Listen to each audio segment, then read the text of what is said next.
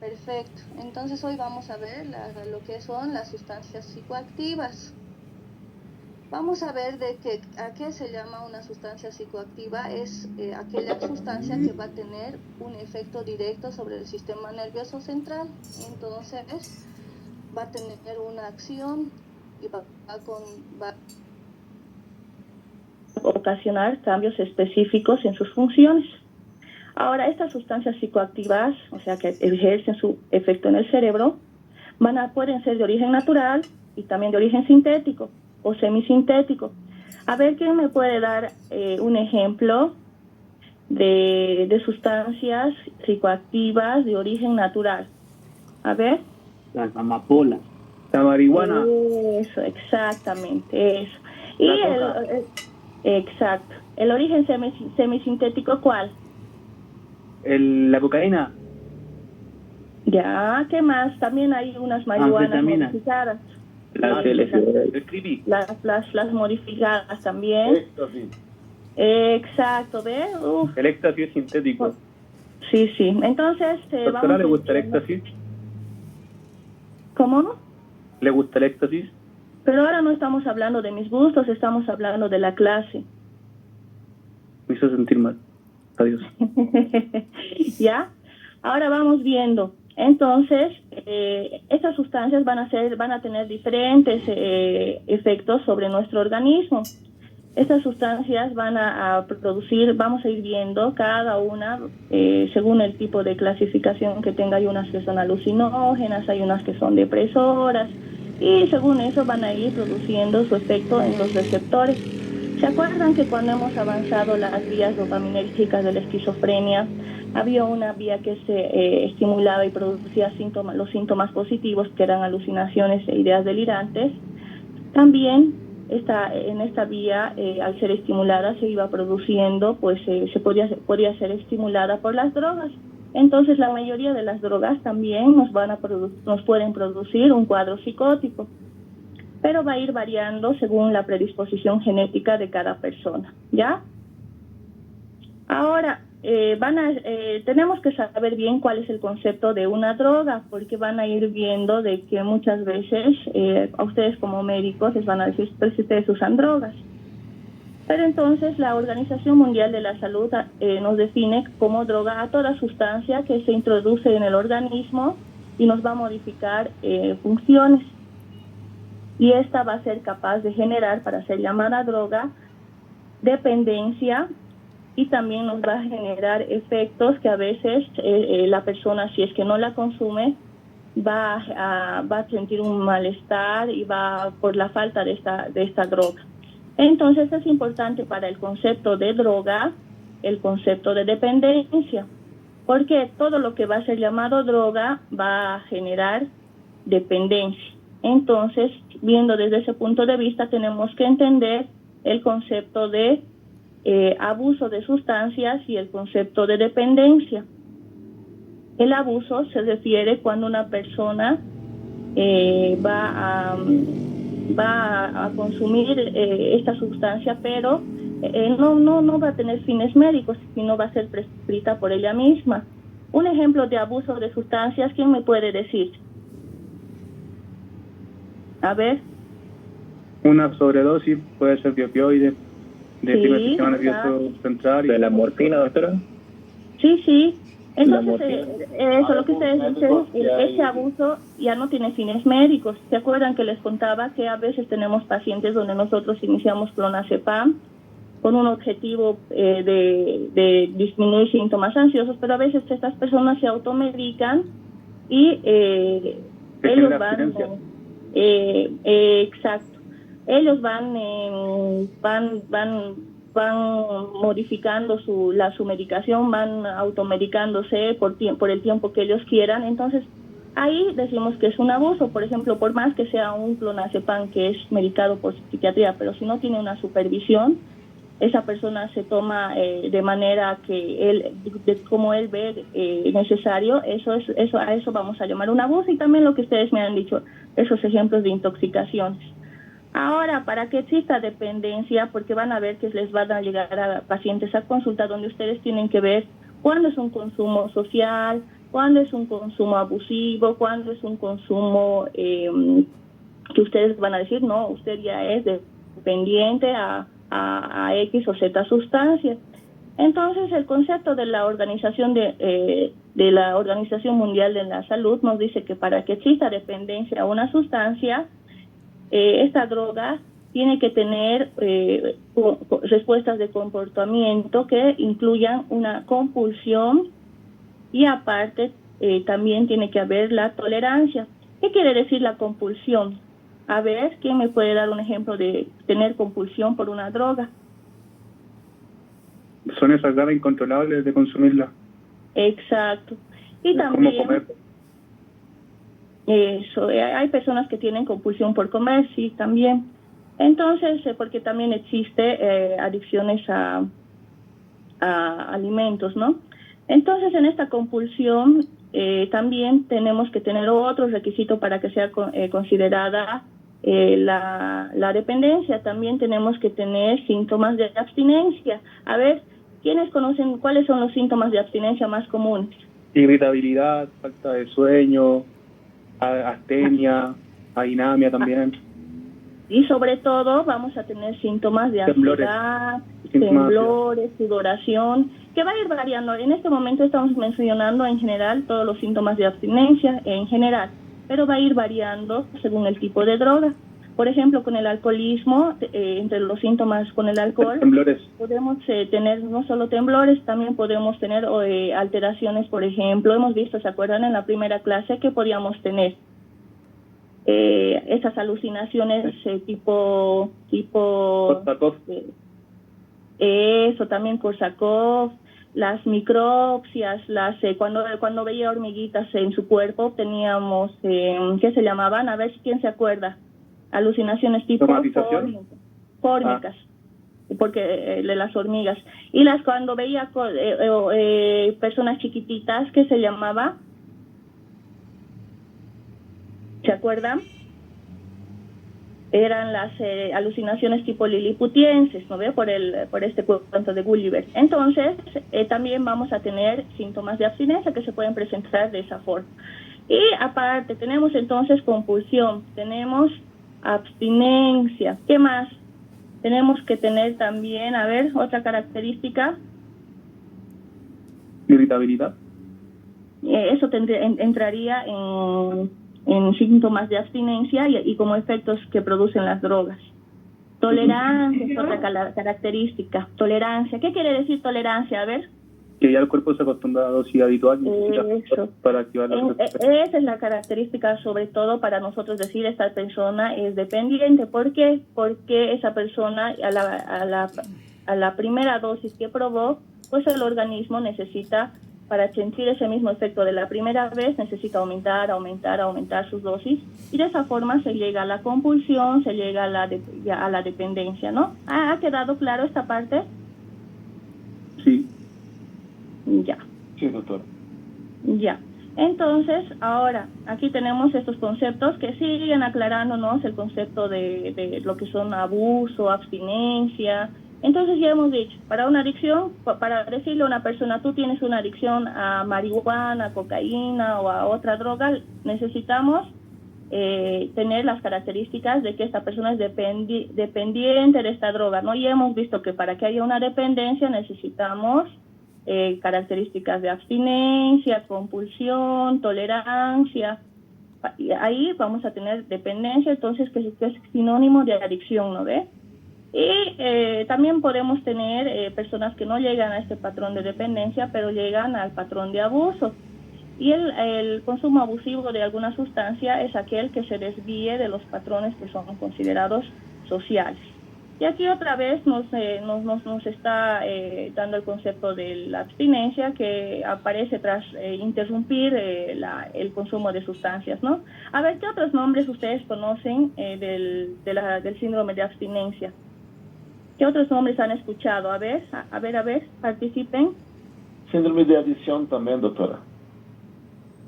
No, estamos hablando de la abstinencia. Le llaman también el craving. ¿Qué más? Cuando están en abstinencia.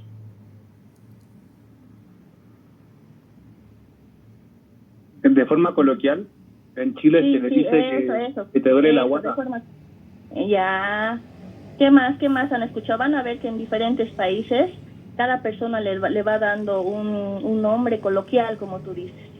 Ujú. Que también tenemos que aprender, ¿no ve? Porque no nos van a llevar nuestros pacientes, no nos van a decir estoy en abstinencia. A mí generalmente, ay, que el craving me dice. A ver, ¿alguna otra persona?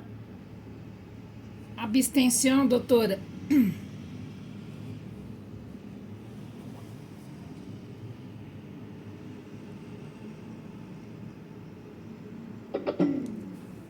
Ya, bueno.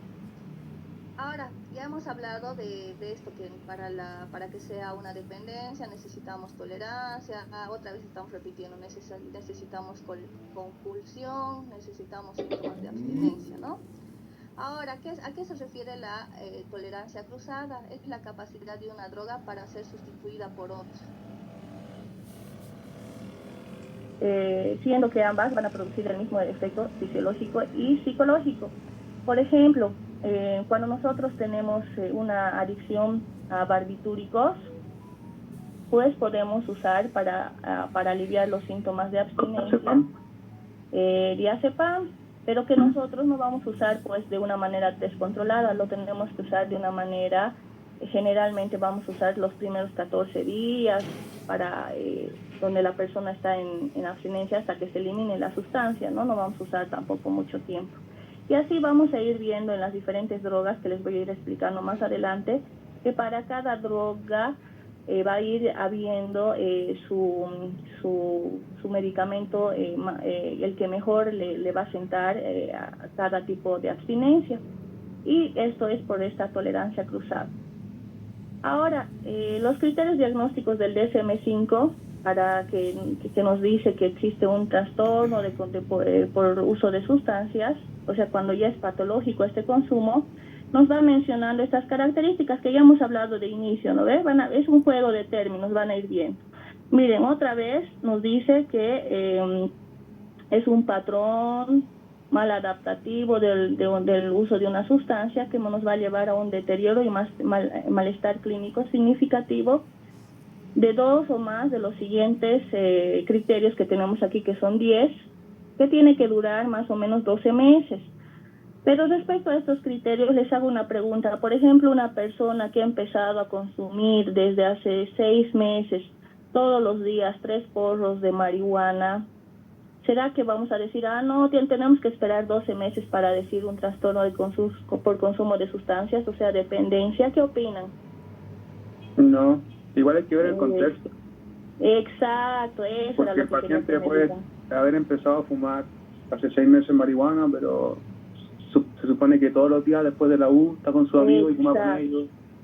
Puede ser social también. Ahora si la persona fuma antes de comer o después de comer y todo, ya es más irónico. Entonces eso tiene que ver el contexto. Por eso en estos criterios vamos a ver que aparte que ya les he dicho que tenemos que tener tolerancia, abstinencia, compulsión, también vamos a valorar todo lo que tú me dices. Por ejemplo, esta persona va a tener fallas en las obligaciones laborales, escolares o en el hogar. Esa persona sí va a estar, digamos, fumando 3, 4 veces al día, va a tener síntomas ansiosos, tal vez no vaya al trabajo, sus ojos van a estar rojos, entonces va a ir fallando, ¿no? Va a estar más impulsivo. Por ejemplo, también esta persona va a empezar a tener un gran gasto de tiempo en actividades necesarias para obtener la sustancia o recuperarse de sus efectos. Y va a tener una reducción de actividades importantes sociales, ocupacionales o recreativas. Todos estos criterios que ven aquí, nosotros cómo valoramos, a ver cómo ustedes valorarían. No le van a decir, señor, usted tiene un deseo persistente por dejar el consumo, así, o sea, ¿cómo le preguntarían? A ver, en una entrevista, ¿qué cosas le preguntarían? Que si le da sed, de repente. Efecto, cantidad, aumenta cantidad con el tiempo. Ya, por ejemplo, unas preguntas muy... borracha. Exacto, eso también. Si lo hace por su ex. Cuando ya estamos analizando, ahorita estamos analizando si es una dependencia, si es un consumo perjudicial. Entonces, generalmente nosotros vamos evaluando porque van a ver que los pacientes consumidores nos van a llegar y generalmente traídos por el familiar que nos dice, no, él está descuidando a la familia, está descuidando el trabajo, bebe mucho, lo vemos nosotros que está consumiendo. Los familiares son los que nos dan información. Pero nosotros también tenemos que irnos a los hechos, no solo en lo que dicen los familiares. Entonces nosotros preguntamos hechos. Bien. Si es que es estudiante, preguntamos, a ver, ¿en qué año vas? ¿Cuántos años tienes? ¿Cómo te está yendo en tus notas? Si está aprobando las materias, todo eso, ¿no? Y si es que una persona que trabaja, preguntamos respecto a su trabajo. ¿Hace qué tiempo está trabajando? Si ahora está trabajando, qué está haciendo, si él se mantiene, si él paga la luz, si él se hace cargo de su vida. Entonces, con esas preguntas podemos ver más objetivamente si es que en verdad una sustancia está afectando tanto en su vida social, laboral, ¿no?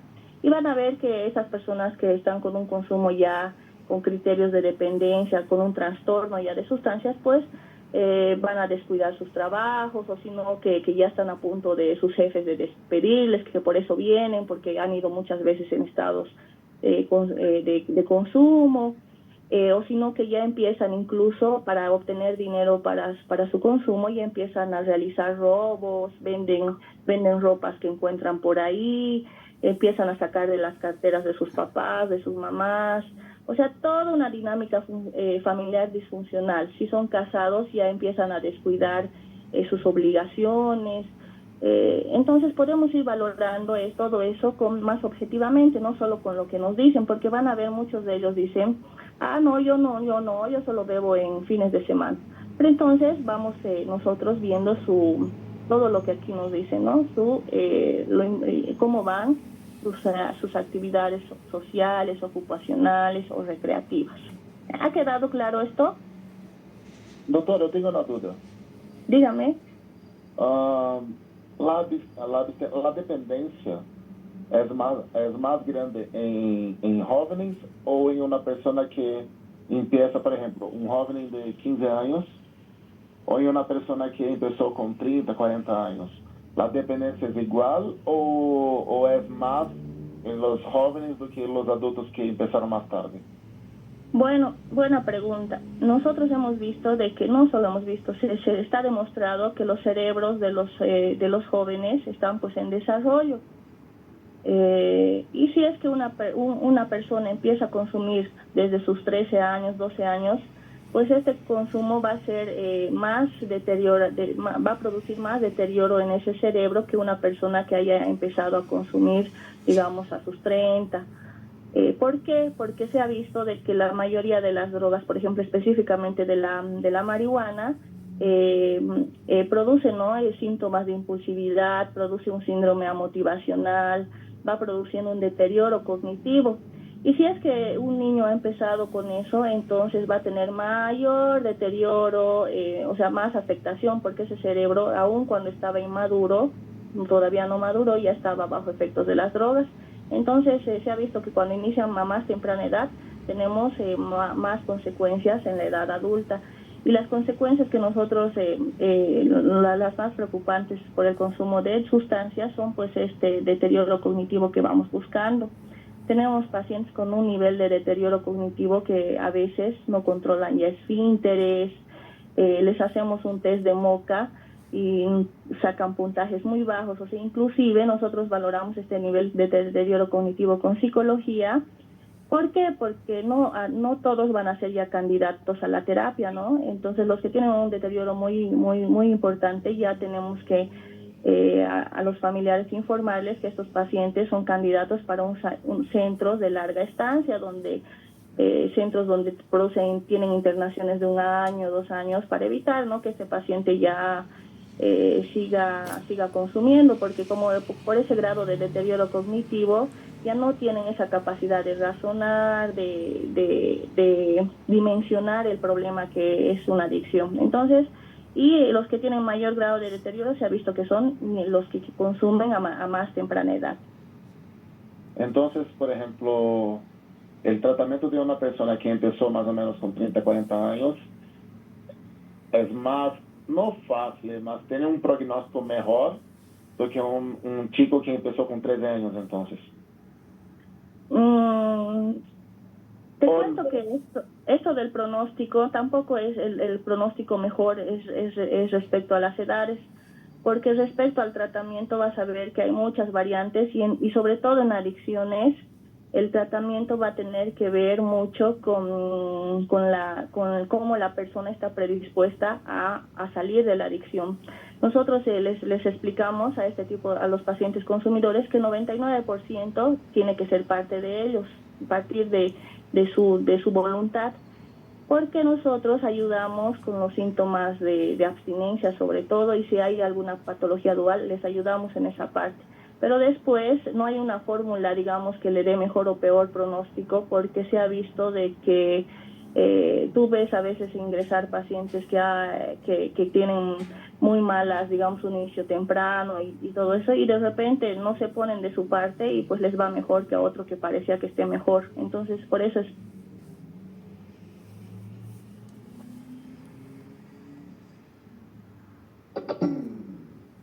Está bien, doctora, muchas gracias.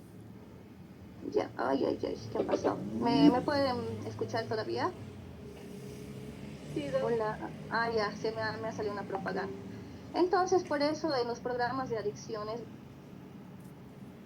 van a ver de que nosotros a veces tenemos mucha esperanza, este paciente está muy motivado, este paciente parece que ha entendido todo, van a ver que sabe, digamos, estudiamos diferentes, les hacemos aprender los pasos de los narcóticos anónimos, de los alcohólicos anónimos. Incluso a veces, había un paciente que nosotros utilizábamos, él te va a explicar, porque sabía muy bien todo en la teoría, ¿no? Y con su terapia psicológica sabía todo, perfecto. Pero el detalle era que era dado de alta y no aplicaba lo que había aprendido. Y mientras otros con poca información, dados de alta, aplicaban lo que habían aprendido, lo poco que habían aprendido, y lograban estar en abstinencias de mayor tiempo. Entonces, lo importante con esto del tratamiento de las adicciones para nosotros es quién se permite, quién está en abstinencia, ese es el que gana, digamos, el que está en mayor abstinencia, porque van a ver de que las drogodependencias pues son enfermedades crónicas, ¿no? Ahora vamos a ver una clasificación muy básica de las drogas capaces de provocar farmacodependencia. En estas tenemos una clasificación que vamos a ver los estimulantes, las alucinógenas y las depresoras. A ver, entre las estimulantes, las más conocidas, tenemos las anfetaminas y la cocaína. A ver, ¿quiénes me dicen cuáles están en el círculo de las depresoras? Ya les voy a ir diciendo. De ahí ninguna. El alcohol. De ahí ninguna. Sí, de ahí ninguna. Esas son estimulantes. Aquí está, ya se los he puesto. Entonces tenemos entre las depresoras el alcohol, los barbitúricos, tranquilizantes como ser el clonazepam, el diazepam. ¿Qué más conocen? A ver. Alprazolam. ¿Qué más?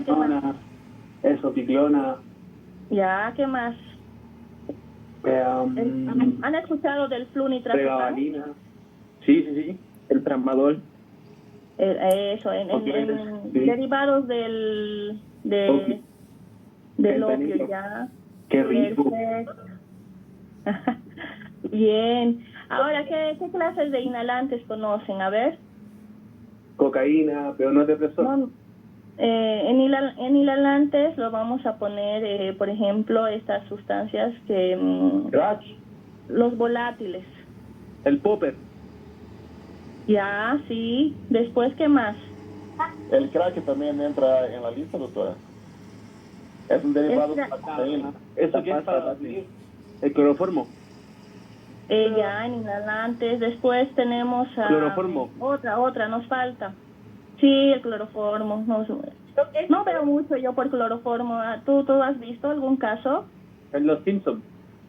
Ay, ya. No, pero estamos hablando de adicciones. Sí, pero sí hay casos así. Los que inhalan medicina. Hay cosas así que, por ejemplo, casos aislados, ¿no? Van a ver, yo he visto un paciente, por ejemplo, en inhalantes que iba y inhalaba los que inhalan pegamento, PVC, ¿esos también? Exacto, también. Lo que nosotros en nuestro país más conocemos son los que inhalan pegamento, ¿no? El helio también. También. Pero también que inhalan gasolina, doctora. Eso, gasolina, tines también van a ver. Pero lo que más vemos en nuestro país, aquí en Cochabamba, es pegamento, ¿no? Tines también, gasolina. En otros países que han visto, a ver, cuéntenme en Brasil. ¿Qué? La clefa, Doc, aquí es muy común. Ah, sí, pegamento, eso ya. Después, en otros países que han visto, a ver, cuéntenme. El neopren. Ya, ¿qué más? La pasta base. No sé, no sin nada cejar. Fuma. No la he probado. De las alucinógenas. ¿Ya? Qué rico. Entonces, entre las alucinógenas tenemos la marihuana, el LSD, la mescalina, la psicobilina. ¿Qué más? ¿Qué conocen? Entre el alcohol. Entre depresoras está el alcohol. Las psicobilinas son los hongos. Exacto, los hongos. ¿Qué más? ¿A quién más le pones? La ketamina. La ketamina. Ya, también está la ayahuasca. La DMT, doctora. El DMT. ¿Cuál? DMT. También, DMT. Van a ver que las drogas de diseño, pues cada vez van actualizando. Hay compendios que se van cada año actualizando porque van saliendo todos los años siempre nuevas drogas. ¿Ya? Entonces ahora vamos a hablar de las drogas naturales. Empezaremos por esta y vamos a ir viendo respecto a la cocaína. Entonces, las drogas naturales, ya saben, son aquellas que son sintetizadas, cuyo principio activo es pues un material vegetal que por procesos físico-químicos va a ir transformándose en una sustancia. Y las sintéticas van a ser aquellas, el ejemplo clásico de una natural es la cocaína, ¿no? De la hoja de coca. Y de las sintéticas vamos a ir viendo de que son producidas mediante diferentes reacciones químicas.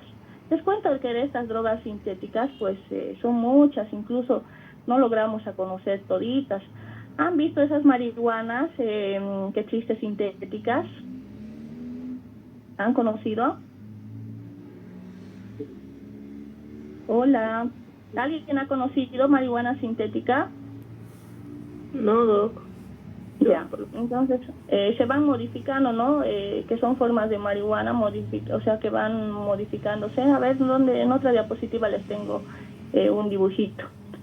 Entonces, estas drogas sintéticas son drogas de diseño, porque como les digo, van a tener variaciones que cada persona, hay personas, ¿no? Que siendo bioquímicos pueden ir haciendo sus preparados, o también sin ser bioquímicos van produciendo diferentes drogas de diseño. Generalmente estas se ven, son drogas de club, porque se ha visto que no hay en las fiestas de rey, dicen que sobre todo no utilizan, van circulando estas drogas. Y ¿ha quedado claro hasta ahí respecto a las drogas sintéticas y las drogas naturales? Sí, Doc. Estamos hablando generalidad. Ya vamos a ir yendo a cada una específicamente, ¿ya? Está bien, Doc. Ya. Entonces, ahora vamos a ver los alcaloides. Los alcaloides vamos a tener que tienen funciones en el... van a ver aquí, ¿quién reconoce de qué es esta plantita? A ver, de esta plantita que se ve en esta es una amapola. Aquí tenemos más. Entonces, de esa amapola, bueno, se va a ir pues sacando diferentes sustancias, ¿no? Del opio, que se van a... de que se saca del extracto, de ahí ahí ven una ¿qué se llama? Ahí cuando ustedes producen un rascado en esa amapola, pues va a producir una excreción. Entonces de ahí que se va a ir sintetizando, ¿ya? Generalmente estas plantas tienen, ¿no?, estas sustancias para defenderse del ataque de herbívoros o algunas para defenderse de infecciones microbianas. Y van a ver que estos alcaloides se van a situar, por ejemplo, en semillas, en cortezas del tallo, en el fruto, en diferentes plantas según el tipo de droga que nosotros vayamos queriendo sintetizar a partir de una sustancia natural, ¿no? Y aquí nos muestra que todas estas van a tener diferentes estructuras bioquímicas. Entonces aquí en este dibujo vamos a ver, aquí les quería mostrar estas caritas felices, pues son drogas, ¿no?, de diseño, que muchas veces nos pueden llegar en la emergencia y no vamos a saber qué composición tenían, porque miren, vienen así con figuritas. ¿Alguien ha visto? ¿Nadie? Bueno, ya, vienen, ¿no? Así vienen en figuritas y pues no, hay gente que mezcla, no sabemos qué es. Incluso se ha visto que se sintetiza